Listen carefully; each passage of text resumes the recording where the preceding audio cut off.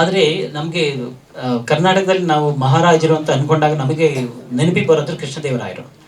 ಅವರು ಮಾಡಿದಂತಹ ಒಳ್ಳೆಯ ಕಾರ್ಯಗಳೇನಿದೆ, ಅವ್ರ ಕಾಲದಲ್ಲಿ ಇದ್ದಂತಹ ಕಲಾವಿದಗಳನ್ನ ಹೇಗೆ ರೀತಿ ಪ್ರೋತ್ಸಾಹಿಸ್ತಾ ಇದ್ರು, ಆಮೇಲೆ ಯಾತ್ರಾರ್ಥಿಗಳಿಗೆ ಯಾವ್ಯಾವ್ದು ಸಹಾಯ ಮಾಡಿದ್ರು, ಆ ಎಲ್ಲ ತುಣುಗಳನ್ನು ಇಟ್ಕೊಂಡು ನಮಗೆ ಬಂದಂಥ ಒಂದು ಕಾಲ್ಪನಿಕ ಕಥೆನ ಕೂರಿಸ್ಬಿಟ್ಟು ಇದಕ್ಕೆ ರಾಜ ದೇವಸಿಂಧು ಅಂತ ಹೇಳ್ತೀವಿ. ಇದರಲ್ಲಿ ಆ್ಯಕ್ಚುಲಿ 3 ಜನದ ಹೆಸರಿದೆ ಅಲ್ಲಿ. ರಾಜ ಅನ್ನೋನು ಈಗಿನ ರಾಜ ಅಂತ ಒಬ್ಬ ಡೆಲಿವರಿ ಬಾಯ್ ಪಾತ್ರ ಮಾಡ್ತಾರದು. ದೇವರಾಯ ಅನ್ನೋ ಪಾತ್ರ ಬಂದಿರೋದು ಫ್ಲಾಶ್ ಬ್ಯಾಕಲ್ಲಿ ಬರುವಂಥದ್ದು ಸೀನು.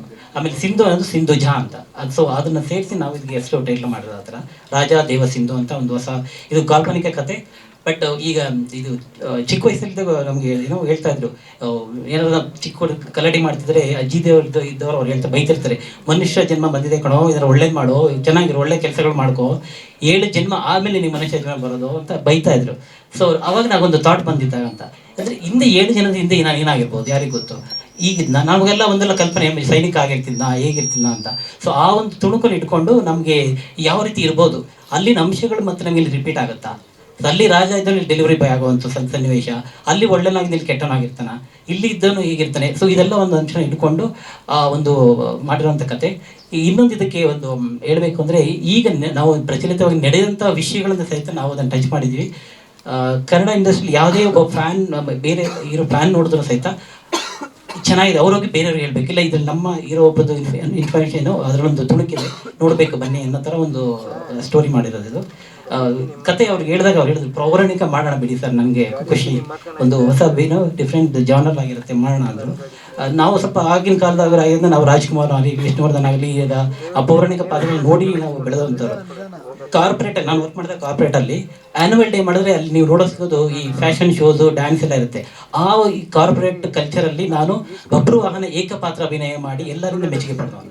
ಸೊ ಅವ್ರಿಗೆ ಒಂಥರ ಆಡಿಯನ್ಸ್ ಇನ್ನು ಬೇರೆ ಕಂಟ್ರಿಯಿಂದ ಬಂದವರೆಲ್ಲ ಅರ್ಥ ಆಗಿಲ್ಲದೆ ಹೋದ್ರು ಆ ಡೈಲಾಗ್ಸ್ ಬಂದು ಅಪ್ರಿಷಿಯೇಟ್ ಮಾಡಿದ್ರು, ಗೆಟಪ್ ಹಾಕ್ಕೊಂಡು ಮಾಡುವಂಥದ್ದು. ಸೊ ಅದೊಂದು ನನಗೆ ಪೌರಾಣಿಕ ಅಂದರೆ ತುಂಬ ಅದನ್ನು ಹತ್ತಿರವಾದ ಸಬ್ಜೆಕ್ಟ್.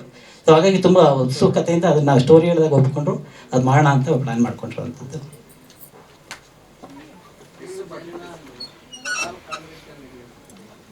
ಇಲ್ಲಿ ನಾವು ಕಾಲ್ಪನಿಕ ಆಗಿರೋದ್ರಿಂದ ನಾವು ಟೈಮ್ ಅಂತ ಇಟ್ಕೊಂಡಿಲ್ಲ, ರಾಜರ ಇಡುವಂಥ ಒಂದು ಕಾಲ.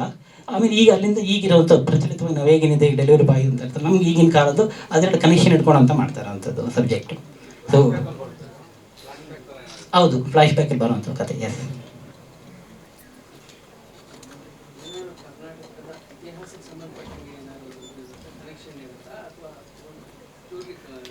ಇದು ಕಾಲ್ಪನಿಕ ಕಥನೆ. ಆದರೆ ಇಲ್ಲಿ ನಾವು ಅದೇ ನಾನು ಹೇಳಿದಾಗ ಈಗ ಹೌದು, ಈಗ ನಾನು ಚಿಕ್ಕ ವಯಸ್ಸಲ್ಲಿ ನಾನು ನೋಡಿದೆ ರಾಜ ಅಂತ ನೋಡಿದಾಗ ನಾವು ರಾಜ್ಕುಮಾರ್ ಅವ್ರು ನೋಡಿದ್ದೀವಿ. ಕೃಷ್ಣದೇವರಾಯ ಮೂವಿ ನೋಡಿದಾಗ ಅವ್ರು ಮಾಡಿದಂಥ ಒಳ್ಳೆಯ ಕಾರ್ತಿಗಳು ನಾವು ಓದಿರೋವಂಥದ್ರಲ್ಲಿ ನಾವು ನೋಡ್ಕೊಂಡು ಬಂದಿರೋದು.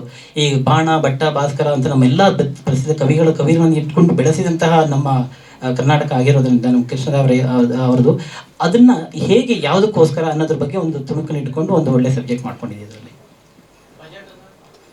ಇದು ಬಜೆಟ್ ಫೈನಾನ್ಷಿಯಲ್ ಬೇಡ, ಬಟ್ ಆ್ಯಕ್ಚುಲಿ ಇದು ನಾವು ಹೇಳಿದಾಗ ಏನಿದೆ ಅದಕ್ಕಿಂತ ಇದಕ್ಕೆ ಬಜೆಟ್ ಸ್ವಲ್ಪ ಚೆನ್ನಾಗಿರುತ್ತೆ. ಯಾಕಂದರೆ ಇದು ಬೇಕಿರೋಂಥದ್ದು, ಈಗ ಎಫೆಕ್ಟ್ ಆಗಲಿ BFX ಆಗಲಿ ಮಾಡಬೇಕು.